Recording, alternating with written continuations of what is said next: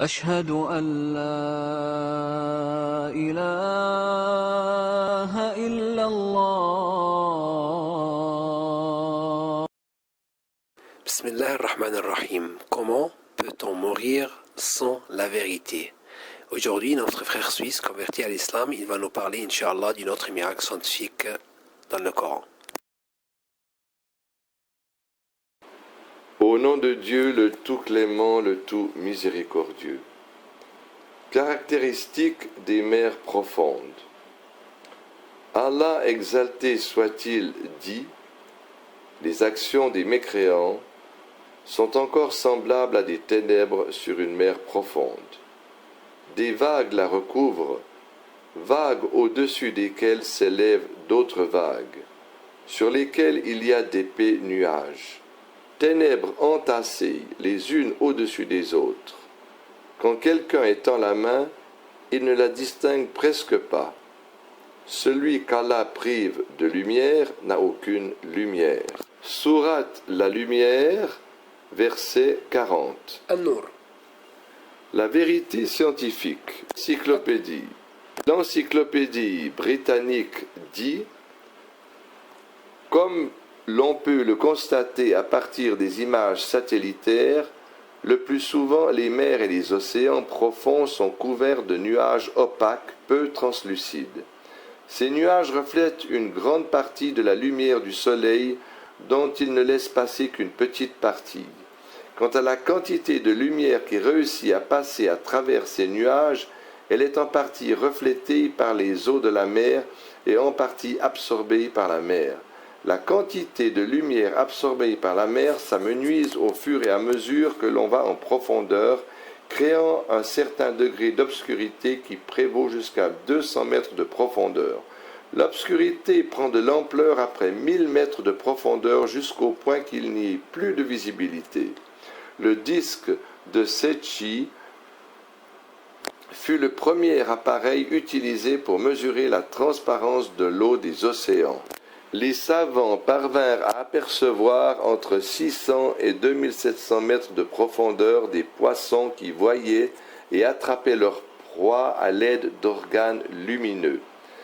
À la fin du XIXe siècle et au début du XXe siècle, surtout après l'utilisation des appareils photographiques développés dans les années 30, les savants utilisèrent des cellules électroluminescentes qui permirent la découverte de forts courants dans les mers profondes.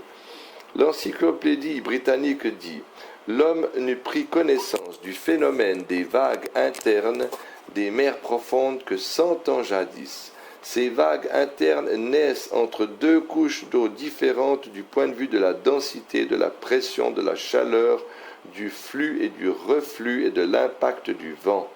À l'interface des deux niveaux de densité différentes, là où il y a la plus basse température, se forment les vagues internes qui séparent les eaux chaudes de la surface des eaux froides des profondeurs.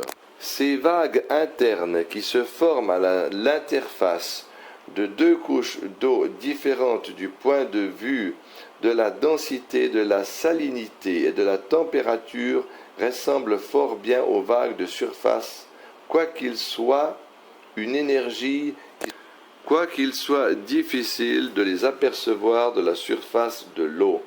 Par ailleurs, la formation de ces vagues internes nécessite une énergie qui serait en mesure de faire avancer un bateau.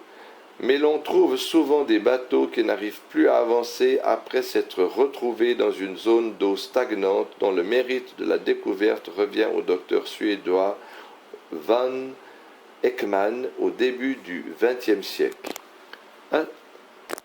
Aspect miraculeux. L'homme a longtemps cru à des légendes qui avaient trait à la mer et aux océans. Les marins n'avaient pas alors d'informations scientifiques réelles concernant les mers profondes, car il y avait si peu d'informations sur les courants maritimes. Ainsi les légendes purent s'approprier des eaux stagnantes que les bateaux échouent à traverser. Les anciens Romains crurent alors qu'il y avait des poissons suceurs dotés de vertus magiques qui causent l'immobilisation des bateaux. Bien que ces anciens savaient l'impact du vent sur les vagues de la surface et les courants, il leur était très difficile de savoir quoi que ce soit sur les vagues internes des mers profondes. L'histoire de la science démontre que les études océanographiques n'ont vraiment connu leur essor qu'au début du XXe siècle, et précisément après l'invention des appareils adéquats pour ce type d'études minutieuses. L'océanographie moderne a donc réussi à percer les mystères des mers profondes et des océans en découvrant deux phénomènes importants qui sont d'une part l'obscurité des mers profondes et d'autre part les mouvements des vagues internes. Le verset coranique cité plus haut fait allusion à ces deux phénomènes de façon explicite. Ce verset indique les ténèbres des mers profondes en qualifiant la mer de profonde et affirmant que l'obscurité qui y règne est superposée. Les exégètes disent à ce propos que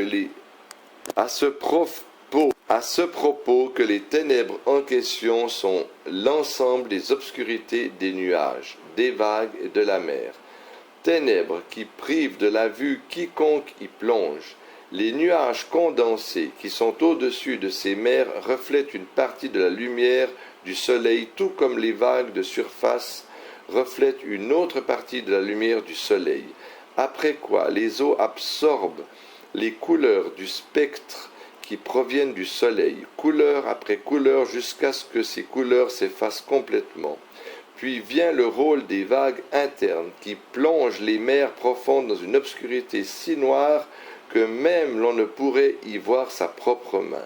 L'expression coranique « ténèbres entassées les unes au-dessus des autres » décrit minutieusement la réalité des mers profondes. D'autre part, il faut noter que les poissons de ces mers profondes ne sont pas dotés d'yeux, mais plutôt d'organes lumineux dont Allah les a dotés pour éclairer leur route, raison pour laquelle Allah exalté dit dans ce verset mentionné plus haut, « Celui qu'Allah prive de lumière n'a aucune lumière ». Ce même verset fait allusion aux vagues internes en ces termes. Sur une mer profonde, des vagues la recouvrent, vagues au-dessus desquelles s'élèvent d'autres vagues. Ce qui veut dire que la vague interne est au-dessus de la mer profonde. Les océanographes corroborent. Les océanographes corroborent cela en affirmant que la mer profonde est différente de la mer de surface en ce sens que des vagues autres que les vagues de surface se forment à l'interface des deux mers, ce que l'on ignorait 100 ans auparavant. Le Coran a mentionné ces réalités scientifiques étonnantes 14 siècles jadis. Qui a pu communiquer ces informations à Mohammed? Il va de soi que seul Allah, exalté soit-il, a pu le faire.